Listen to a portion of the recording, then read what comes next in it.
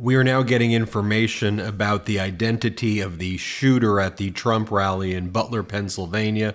It's an individual by the name of Thomas Matthew Crooks that is being reported by the New York Post as We are now getting information about the identity of the shooter at the Trump rally in Butler, Pennsylvania. It's an individual by the name of Thomas Matthew Crooks, is being reported by the New York Post as being ID'd as the suspect who engaged in the shooting at the Pennsylvania rally, and now the FBI has officially identified Thomas Matthew Crooks, 20 of Bethel Park, Pennsylvania, as the shooter in the Butler, Pennsylvania Trump rally. Crooks was shot and killed at the scene. Here's the statement from the FBI moments ago. The FBI has identified Thomas Matthew Crooks, 20, at Bethel Park, Pennsylvania, as the subject involved in the assassination attempt of former President Donald Trump on July 13 in Butler, Pennsylvania.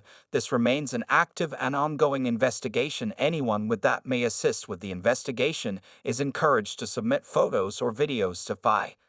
But the exact type of gun is unknown. Could be an AR-15 or some sort of semi-automatic rifle that was recovered at the scene. Going through Thomas Matthew Crooks, a voter ID having the same address in Bethel Park, Pennsylvania, of this 20-year-old. The suspect, the individual, is registered as a Republican. Roger Sullenberger reports. As well at this New York Post report is accurate on name, age, and location. The shooter appears to be a registered Republican. The shooter also wearing a Demolition Ranch a t-shirt. A Demolition Ranch, a far right-wing, a Second Amendment group that advocates for unlimited use of weapons, AR-15 style weapons. You can take a look at the shirt. It's a graphic photo. I want to warn you, here it is, of the suspected shooter Thomas Crooks there after he was neutralized by the Secret Service. You take a look at the shirt that he's wearing. It does appear to be the exact same types of shirts that are being sold on the Bunker branding. A Demolition t-shirt. That group also has a well-known kind of right-wing YouTube site that advocates for basically unlimited use of guns. Right there, I'm just showing you right now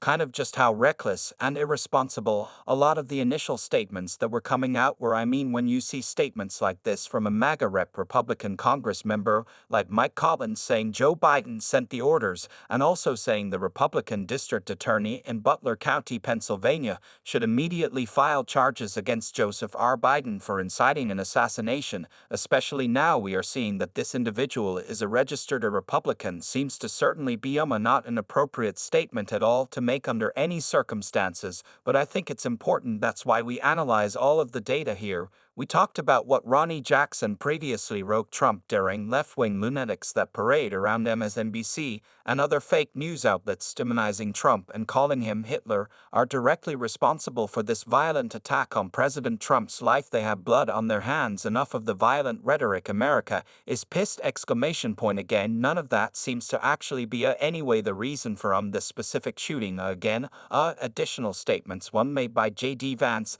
as well. I'm saying today is not just some isolated incident. The central premise of the Biden campaign is that Donald Trump is an authoritarian fascist who must be stopped at all costs. The rhetoric led directly to Trump's attempted assassination. Again, there's absolute is false. What he's saying, there's no evidence of any of that whatsoever. As our editor and chief Ron Filipkowski wrote, this is pretty much where we are at. Authoritarians using the act of one lunatic they know nothing about right now for political power and gain. And look, everybody who I respect in the pro-democracy community, every host on the Midas Touch network made it very clear that political violence needs to be condemned in any and all forms. This is entirely unacceptable in a functioning democracy. Anyone who I know in the pro-democracy community, who I have any respect for at all, condemn this immediately. And you know, and even despite of vehement opposition to Donald Trump, no one wants to see any political opponent receive beyond the receiving end of any act of violence or physical conduct at all.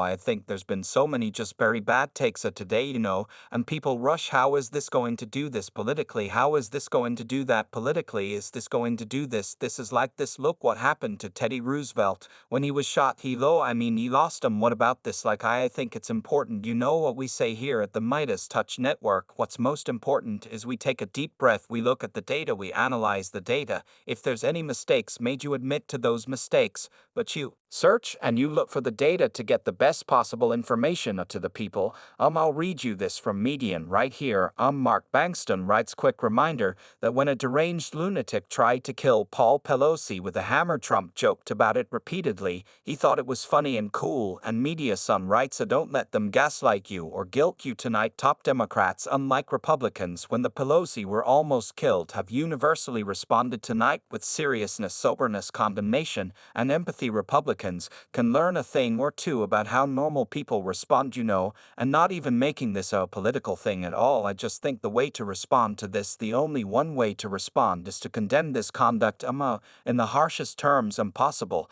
and to not, try to in any way spread lies or anything like that. Bradley Moss, a notable lawyer, posted this 3 questions. What kind of firearm was it? Commercial or homemade? How did they get it past the mags and security check? How did they keep it concealed from others during the hours of delay and the blistering heat while everybody was waiting for Donald Trump? I think that's a good question there as well. I mean, by the way, here on the Facebook, a site may have mentioned this before, but on the Facebook page for the Demolition Ranch, they responded when they saw the shooter wearing their gear, which is their basically unlimited gun rights under the Second Amendment, is what they advocate for.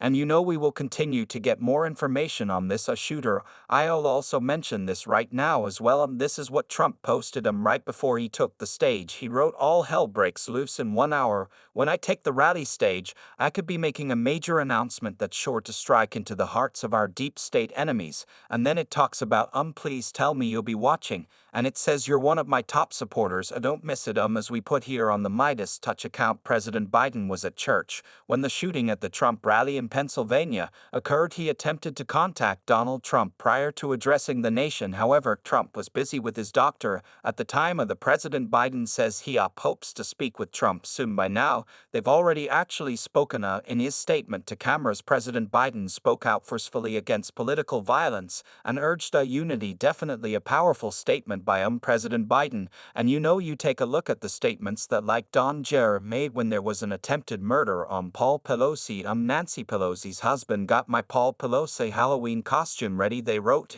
In contrast, here's how President Biden handled it. Play the clip. Well, we know now. I have tried to get a hold of Donald. He's with his doctors. He's doing well. I plan on talking to him shortly. I hope when I get back to the telephone. Look, there's no place in America for this kind of violence. It's sick. It's one of the reasons why we have to unite this country. We cannot allow for this to be happening. We cannot be like this. We cannot this.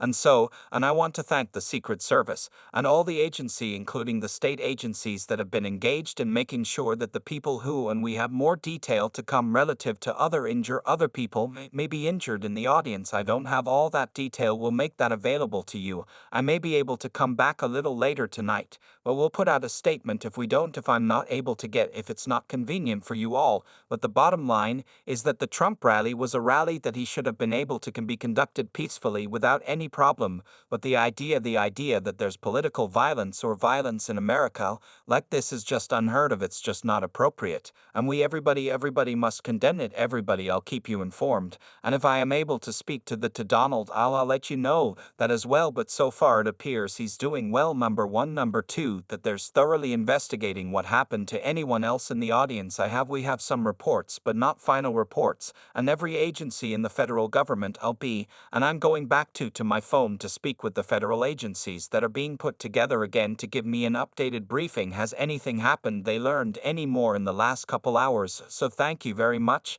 and I hope I get to speak to them tonight, and I'll get you back to you if I do. Okay, that's where we're at now. We're going to get you more information as we learn more. Once again, the identity of the shooter right now, it's reported by the New York Post. Thomas Matthew Crooks of Bethel Park, Pennsylvania, registered Republican, date of birth 9/2003, a party.